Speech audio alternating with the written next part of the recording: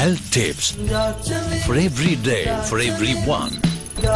From Dr. Mims.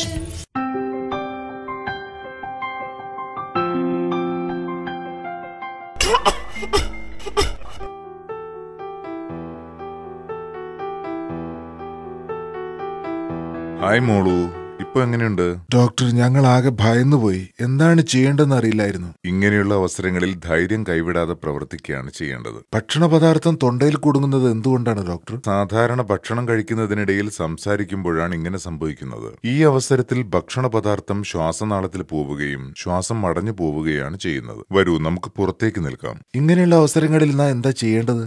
ഇങ്ങനെയുള്ള സാഹചര്യങ്ങളിൽ രോഗിയുടെ കാലുകൾ രണ്ടും അകത്തിവെച്ച് സ്റ്റെബിലൈസ്ഡ് പൊസിഷനിൽ നിർത്തുക. എന്നിട്ട് കൈ മുഷ്ടി പോലെ ചുരുട്ടി പൊക്കിൾക്കൊടിക്കും വാരിയെല്ലിനും ഇടയിലുള്ള ഭാഗത്ത് കൈവച്ച് അമർത്തിക്കൊണ്ടിരിക്കുക.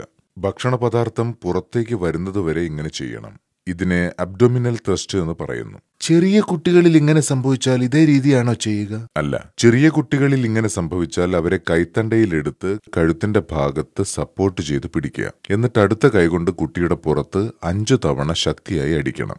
അതിനുശേഷം കുട്ടിയെ അടുത്ത കൈത്തണ്ടയിലേക്ക് മാറ്റി നെഞ്ചിൽ 2 വിരൽ ഉപയോഗിച്ച് 5 തവണ അമർത്തുക.